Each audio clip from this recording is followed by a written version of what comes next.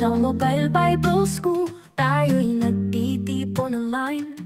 Sa tahanan man o saan ka man. Amen? Napa po ba kayo, mga kapatid? Amen. Okay, salamat po doon sa nag-amen. Amen po yung gising pa. Amen po, Pastor. Amen. Amen po, Okay. Pastor. Amen. So, next. Dito na po tayo. Amen. Developing a discipleship and mentorship program. Ano po yung sinasabi ko kanina na makikita natin na hindi lang tayo nagka-counsel, kundi tayo po ngayon ay gagawa ng isang hakbang para sila ay madala as disciple sa harap ng ating Panginoon. Hindi tayo nagpaparami ng miyembro, pero tayo ay nagpaparami ng disipulo ni Kristo. So, para mas malapit doon sa katotohanan. Kasi ang disipulo ay hindi kanya talaga iiwan hanggang sa huling buhay mo. Yung disciple ay nadodoon po. So mahalaga yung discipleship and mentorship program. Ako po ay napasali doon po sa tinatawag na G12, yung mentoring. Pero hindi naman sa minamalit ko yung kanilang pinapakita. Ang nakita ko po dito ay kahit mababaw siya, kasi siya yung more evangelism or more on yung spiritual growth, kumbaga. Pero nakakatulong dahil siya ay nag-create ng tinatawag natin na disciples. Kasi nahahawakan individually, merong nakatoka doon sa 6 na tao na nakakapag-mentor po sa kanila. So ang discipleship, sabi doon, ay discipleship is the heart of the Great Commission. Yeah. So gawing disipulo, yung mga mananampalataya. So ito po ay ministry na naka-align doon sa biblical mandate ng Diyos sa simbahan at sa mga leader. So si Jesus ang ating modelo pagdating doon sa discipleship. So nag-invest siya ng panahon. Kahit doon sa mga grupo na maliit lang, nag-umpisa siya. At dito nakita natin na sinanay ni Jesus yung kanyang mga disciple. Sinanay niya na magpatuloy ng misyon na kanyang iniwan. So dito po, bilang isang mga leader ng ating Panginoon, ay papaano tayo makakapag-develop ng ang pastor o simbahan ng isang structure na magsusustain doon sa discipleship and mentorship program. So napakahalaga nito. Discipleship as a deliberate duty. So ano ba itong sinasabi na discipleship as deliberate duty? So ito po ay isang bagay na talagang intentional na gagawin natin para magkaroon ng tinatawag na commitment to spiritual growth. Yung i-disciple natin sila.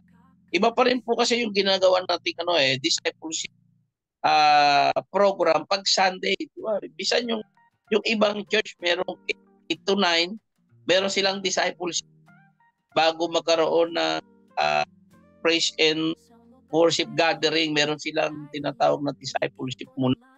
Pero mas maganda daw po ito kung hindi lang doon sa panahon na yun, magbibigay talaga tayo ng time na gagawa tayo ng isang structure na kung saan po ay bubo doon sa commitment ng isang tao para doon sa kanyang spiritual growth. So ang pastor at yung mga church leader ay kailangang ma-recognize nila yung kanilang trabaho para mahubog natin yung mga mananampalataya ayon doon sa pagiging malago na tagasunod ng ating Panginoon. So mahalaga ang discipleship and mentorship. Yan. Kasi ikaw talaga yung sa kanila, magti-train, o talaga yung magpapakain. Bukod pa doon sa congregational, meron ka talaga mentorship na ginagawa. Dito po sa ESDA, yung tinatawag na School Auxiliary Development Program, ay may naganap po kaming programa dyan doon sa mga eskwelahan.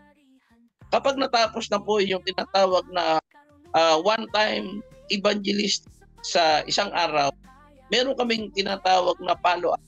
Ito yung auxiliary development program. Tututukan na yung bawat room. Kukuha ka na ng oras at i-mentor mo na yung mga kabataan. At hanggang sa ito ay madadala mo doon sa loob ng simbahan in 5 months na ibinibigay sa loob ng school. In 5 months, doon pa lang sa 1 to 3 months, nabibuild na yung inyong relationship, and then natuturuan na sila, and then after noong 3 o 4 months, pwede mo na silang imbitahan doon sa loob ng church. So mahalaga, ang kailangan lang kasi talaga dito ay manpower. So mag-provide ka talaga ng tao na pwedeng magturo o magkanda. So kami na nabiyayaan na nakakapasok ngayon dito sa mga eskwelahan na mga K-12, mga high school, para sila po ay turuan. So ang kailangan nga lang talaga ay marami kang resources na manpower, marami kang mai-equip na disciple. Defining the biblical model of disciple, atin pong i-define ito, ating tignan. So Jesus is the final. Si Jesus ang tunay na nagbigay ng isang modelo para mag-disciple, si Jesucristo. At maliwanag yung kanyang sinabi sa 28 ng Matthew verses 19 to 20 na go therefore and make disciples of all nations. So very clear. Ang binanggit niya dito ay disciples, teaching them to observe all that I have commanded you. So this is a great commission. Ito yung core of responsibility of the church. Yung tayo ay magkaroon ng mga disipulo, ititrain na mga susunod na yayap doon sa gawain ng ating Panginoon. At hindi tayo dapat magdadamot dito. So pastor must structure their ministry around this mission, ensuring that new believers are not only converted, but also nurtured into spiritual maturity. So hindi lang puro tayo preach, hindi lang po tayo puro healing grace, hindi lang hanggang doon. Gagawa talaga tayo ng pagkakatupuan, i-disciple talaga sila, ino-nurture at sila ay lumago bilang isang Kristiyano. At the same time, sila ay maging disciple. At the same time, sila rin ay maging manggagawa ng simbahan. Kapag nangyari yon, maraming magkakaroon ng tinatawag na church planting. Marami tayong maisusog. So napakahalaga yan. So dito, pinakita, dinapay natin na ito ay command. This is the final command ng ating Panginoon Jesus na mahalaga yung pagdi-disciple. Okay? Dito po ay sinasabi na ito'y importante na gawin natin na to make disciples of all nations. Nung ako po ay nasa Nueva Vizcaya, siguro in 7 months ko na naroroon, po, kasi ang pinagsimulan namin ay 4 tao, 4 na tao lang. Isang tatay, 3 anak. Doon lang ako nagsimula. At sila'y tinutukan ko, palibasa, natutukan talaga, no?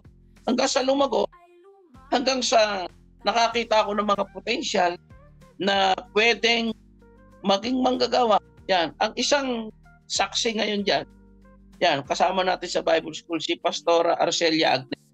No? Kasi yan ay nakasama ko po noong sa Bonnie North, sa Aritaw, Nueva Vizcaya. Isa yung saksi sa gawain ng Panginoon sa lugar na yan, ako po ay nadyan. At nakita niya yung kalaguan dahil kahit po yung kanyang mga biyanan ay naging member namin doon sa church. Isa sila sa bunga. Dito, nakakita ako ng pagkakataon na sila ay ma-nurture doon sa spiritual maturity ng ating Panginoon. Ito, hindi lang sila na-convert, talagang sila lumag. Kaya sila ay dumami pamula doon sa 3, naging 16, naging 17, naging 18, hanggang sa nagkaroon ng bunga, nagkaroon ng church planting sa 2 barangay o bayan. So mahalaga ito, yung discipleship. Next, directing yung believer toward spiritual maturity. So maraming mananampalataya ngayon ay struggle to grow dahil lack of guidance. Pero ito ay binibigyan tayo ng babala, ng salita ng Panginoon. Kailangan i-emphasize natin sa kanila na kailangan nilang mag-mature, kailangan nating mag-disciple. So mangyayari ito sa pamamagitan ng mga lingkod ng Panginoon na hindi magsasawa na magtuturo sa kanila. At sila ay turuan natin ng mga basic principle o solid food para doon sa kanilang, para doon sa mga matatagal na. So ang pastor kailangan establish ang discipleship pathway na mag-move sa believer from spiritual infancy to maturity. So mahalaga ito na maipakita natin ano ba yung kahalagahan ng true disciple. So ito po ay isang pagkakataon na ang isang mananampalataya ay umusa yung kanyang pananampalataya o paglag bilang isang mananampalataya at sila ay ating matulungan sa kanilang spiritual maturity. Demonstrating faith through personal mentorship. Yeah. So, papakita talaga natin yung ating faith, no? Effective talaga yung pagiging modelo doon sa personal relationship sa kanila. At ito ay pinapakita yung prinsipyo. At si Pablo nagturo kay Timothy na kung ano yung narinig mo sa akin o ano yung natutunan mo sa akin, edi gawin mo. Magkaroon ka ng kakayahan na magturo rin sa iba. So, a pastor must not only teach from the pulpit but also walk alongside individuals, mentoring them in their faith journey. Investing personally in future leaders ensures that the cycle of disciples continue beyond one generation. So, nung ako po ay nadyo sa Nueva Vizcaya, kahit hanggang naririto na, ay nag-mentor po ako. Nakita ko na mayroong mga potential. In-encourage ko talaga sila na magpagamit sa Panginoon. At isa na nga po dito yung lagi kong kinukwento si Brother Matthew Jeremias Evangelista na dating susugat, kasenggero, sinusuko ng barangay, hindi na pinapansin doon dahil sa kanyang mga maling gawin, maglalasing, pero sa araw tinawag ng Panginoon at nagsuko ng buhay, ngayon ay isang ganap na pastor. So, nakita ko yung kanyang eagerness, kaya binigyan ko siya ng part ng pagkakasagot. Ito po, ganito po ang inyong gawin, pasakay ng Bible, hanggang sa strategy. Sinamahan ko siya. No? Kapag pupunta sa bukid, pastor, punta akong bukid po, sige, sama ko. May nagkaroon kami ng close relationship, hindi lang sa kanya. Ilan po yung naging pastor diyan na nanggaling po sa church na yan.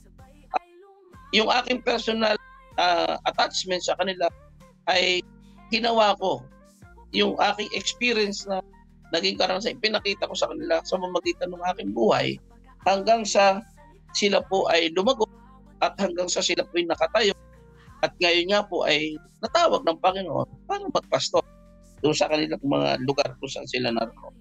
So mahalaga ito, yung demonstration ng ating faith. Pakita natin sa kanila na ito'y talaga yung pananampalataya sa ating Panginoon pagsunod.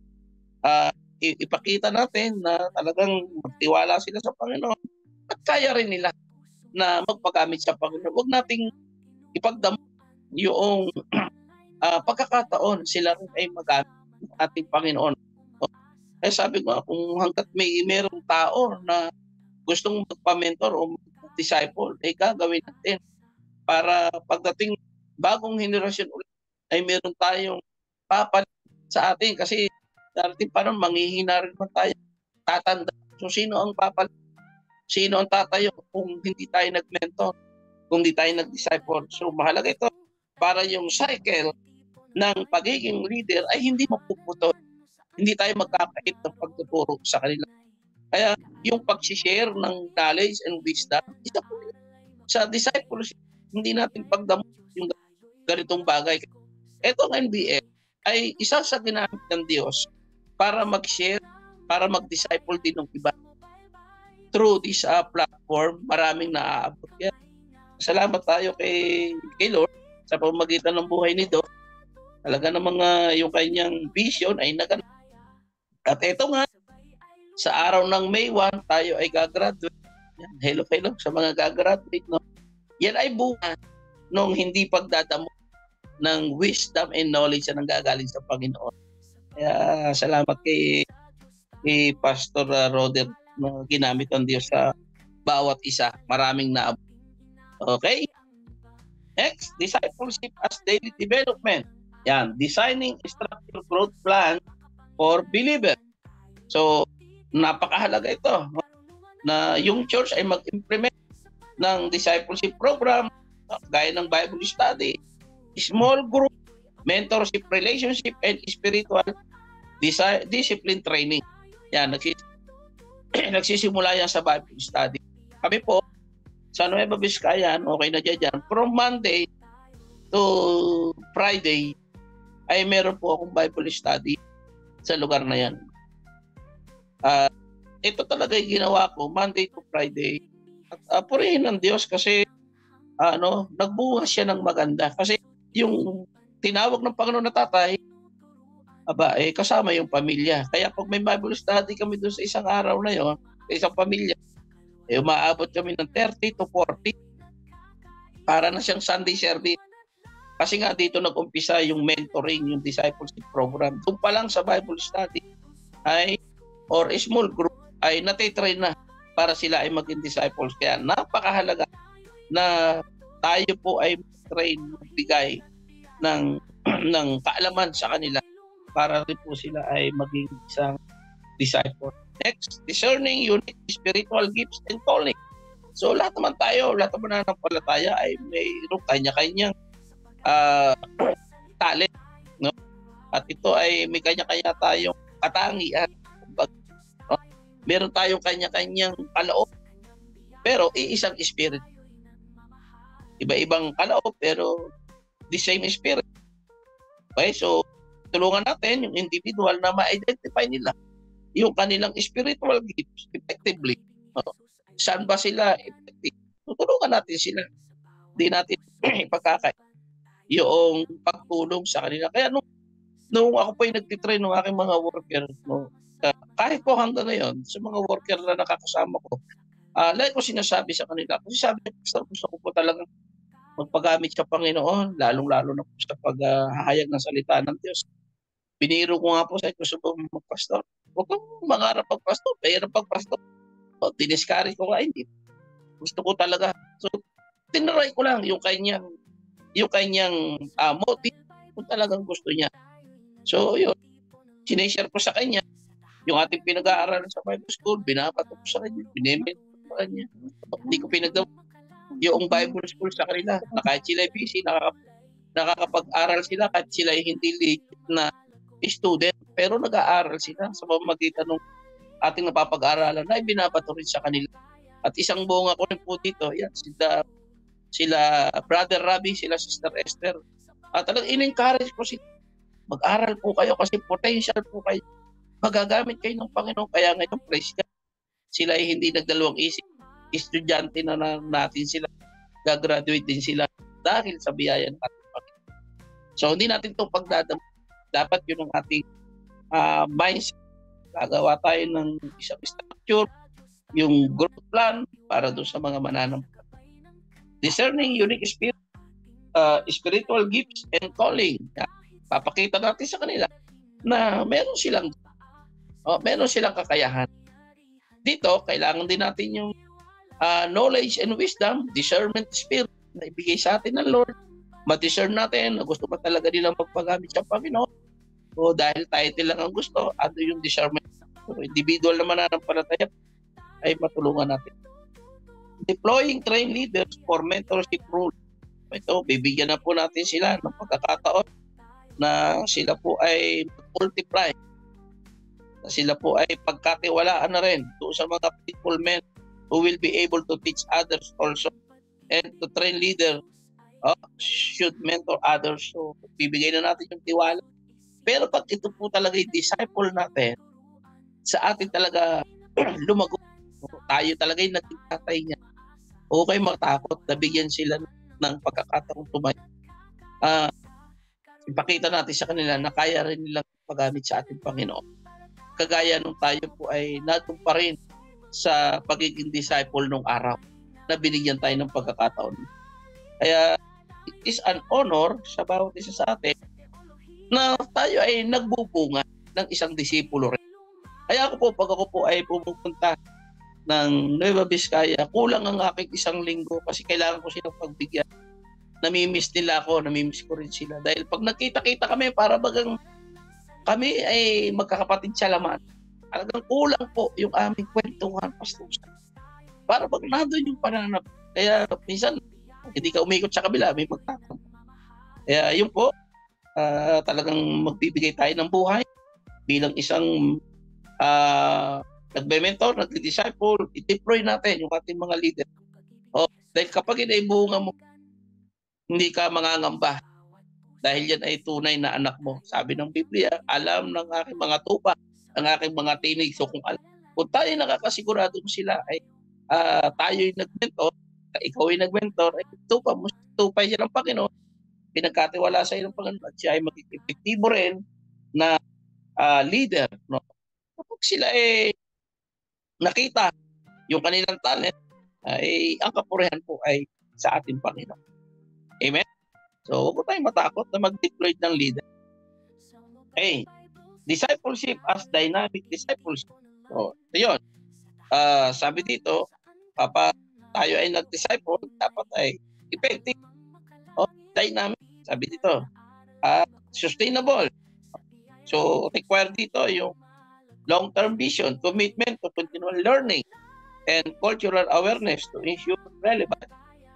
So, developing long-term strategies for spiritual multiplication. So, ang isang disipulo ay hindi lamang siya lumago, kundi siya ay namunga ng iba pa rin disipulo. So, ang tunay na disciple ay nagiging siya, self-reflecting. Kumbaga nagpo-produce din siya doon sa bawat mananampalataya na ang kanyang pagtuturo at mag-mentor din ng iba. I-encourage natin sila na yung ating disciple ay mga pa rin ng disciple. Pag nangyari yun, pagdating sa church, tayo po ay may katulong, tayo po ay maginhawa ang buhay kasi kahit i-invite ka ng isang pastor, hindi ka na mag-aalala kasi meron ng tatayo dahil ikaw ay nag-mentor. Mag-aalala lang, walang mag-preach on Sunday. Kasi ikaw ay meron lang pwedeng isama. So, through discipleship, po ay result ito dapat ay more discipleship. Yung tunay na disciple, magbubunga siya ng maraming disciple, tunay na disciple. So, ang church, dapat ay merong pananaw pagdating sa discipleship. Deepening commitment to continual learning. So, ito, ipapakita natin na yung discipleship is a lifelong journey. So, yung mga mananampalataya ay himukin, ma-convince o ma-nurture na sila po ay lumakad ng merong talagang maging worthy sa harap ng ating Panginoon. Karoon sila ng increasing in knowledge sa ating Panginoon. So, ipakita natin na sa environment na to, na mga mananampalataya ay nagpapatuloy sa paglago sa pamamagitan ng pag-aaral ng salita ng Diyos, sa pamamagitan ng theological education, sa pamamagitan ng practical ministry training, at sa pamamagitan ng iba't iba pang contemporary Christian. Mahalaga ito na ma-encourage sila na yung paglagong spiritual ay hindi dapat magkaroon ng stagnation, kundi maikot ang bawat mananampalataya sa mas mabuti pang trabaho. Discerning cultural trend for relevant engagement. Sabi ko nga, ang ating kultura ngayon ay nagbabago na talaga. So kailangan nating makasabay, masabi yung truth, remaining doon sa ating faithful na biblical truth. Dito, ang pastor dapat ay meron siyang ma-discern niya yung mga pagbabago at challenges na makaka-apekto sa pagdi-discipleship. So dahil ang ating ang ating society po ngayon ay nagle-level up. So mahalaga na makarespond tayo dito sa mundong ito na yung ating pananampalataya hindi mahinto yung discipleship strategy at ma-adapt yung mga bagay na ito hanggang sa sila po ay nagpapaka-rooted sa salita po ng ating Panginoon. So, developing a discipleship and mentorship program is essential for the health and growth of the church. Discipleship must be delivered involving structure, teaching, intentional mentorship, and the commitment of church leaders to invest in others. And ito po ay, sabi, it must be a daily development where believers engage in ongoing spiritual growth and leadership training. Finally, it must be dynamic and adapting to cultural shift while staying biblically sound. So pastor and churches prioritize discipleship, ensure the multiplication of strong, mature believers who carry out Christ's mission for generation to come. So, pastoral care is the heart of ministry. So, sa shepherding, involve compassion, counseling, crisis intervention, and discipleship.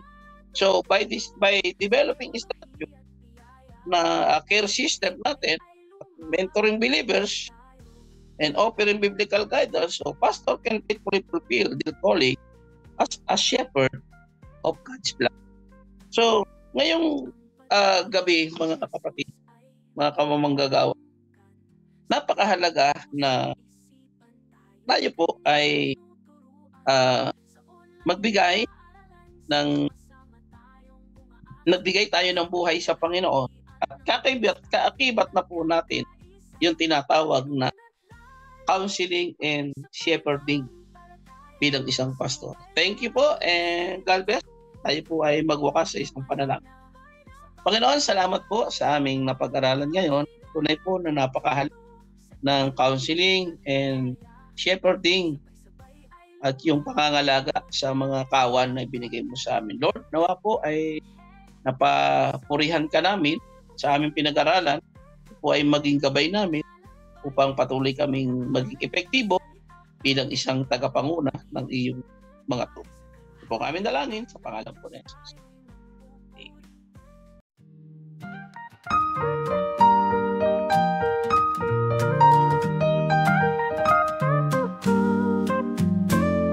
Sa Mobile Bible School, tayo'y nagtitipon online. Sa tahanan man o saan ka man, naroroong tunay kaalamang makala